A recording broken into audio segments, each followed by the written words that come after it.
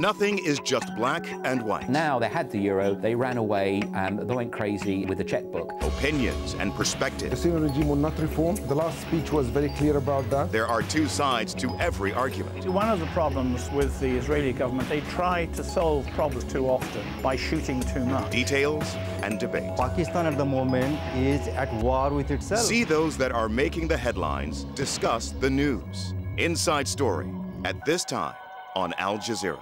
With Europe in crisis and the US on the verge of another recession, the Chinese economy is still in full flow. We in China are working very hard. We are upbeat about Europe, but in first instance, Europe must be upbeat about itself. Jin LeCun, a chairman of China's sovereign wealth fund, talks to Al Jazeera at this time. See the world from every angle and every side. Al Jazeera.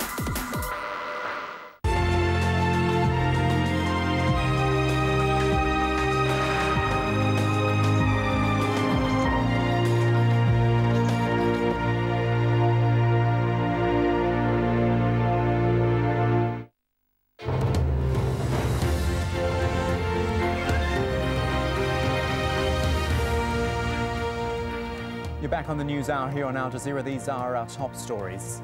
France is planning to announce billions of dollars in cuts and tax hikes as part of its second austerity budget in 2 months.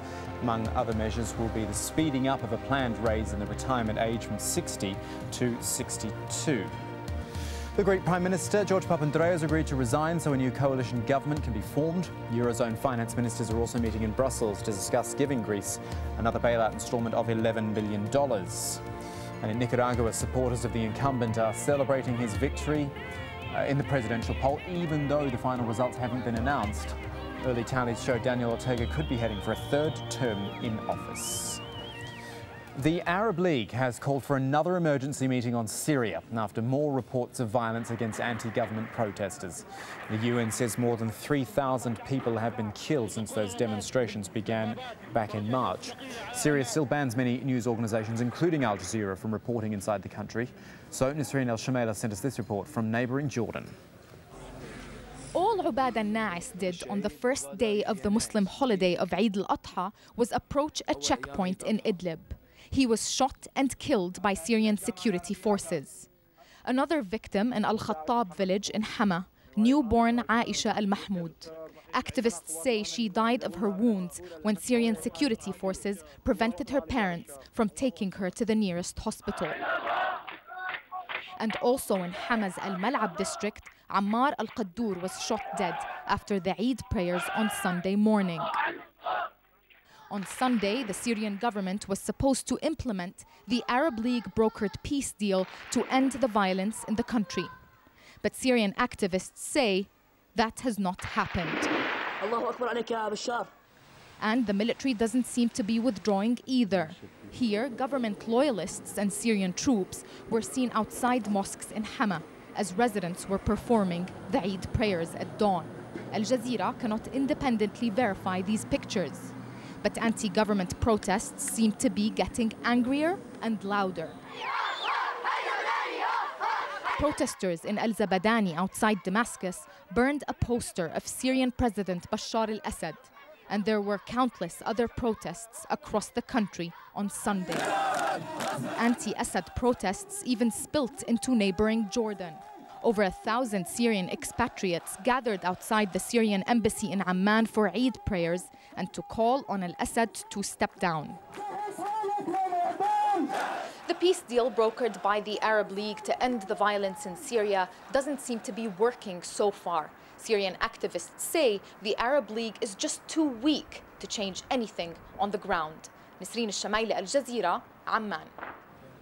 Well, we've got Toby Cadman joining us now from Dubai, an international criminal lawyer who's currently working for some of the Syrian opposition groups who are filing legal action against the government.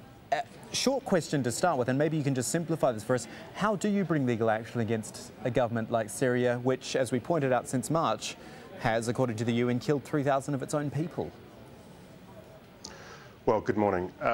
There are, of course, a number of different steps that can be taken. We are looking at, first of all, civil actions against the administration both in the US, where we have 2 civil complaints currently filed in the federal courts, and we're also looking at legal action in the United Kingdom and across Europe. These effectively are claims for compensation for acts of what we would broadly categorize as international crimes, torture, crimes against humanity. There are, of course, also the wider legal action that can be taken by international bodies.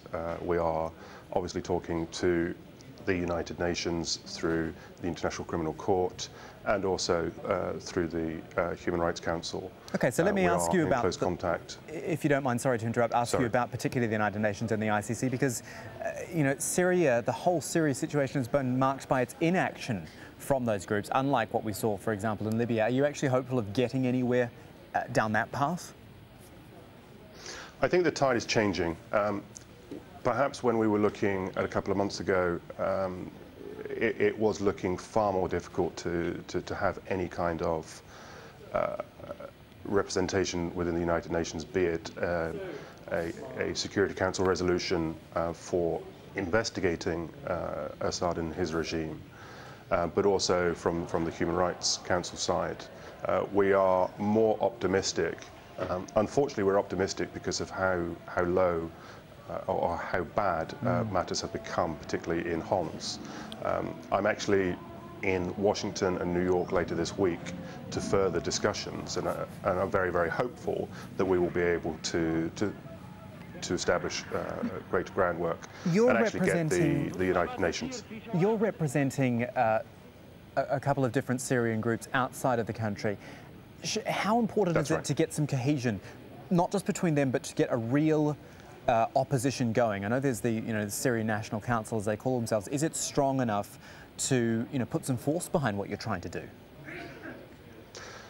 Well, certainly. I think you've focused on what is essentially at the moment the most important point, that we are trying to bring as many of the groups together as possible. The more groups that we have acting in unity, the stronger our cause is going to be. And it is right that having a strong political opposition is what is required right now.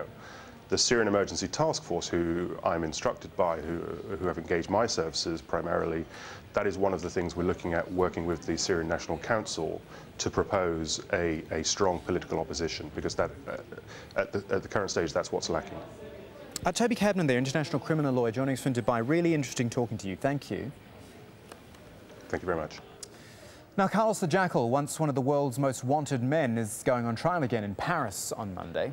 The case centres on the 62-year-old's alleged involvement in 4 bombings in France during the 1980s. 11 people were killed in those explosions. Carlos already serving a life sentence for killing 2 French policemen and a suspected informant back in 1975. Thousands of people have been protesting outside the White House against a proposed oil pipeline.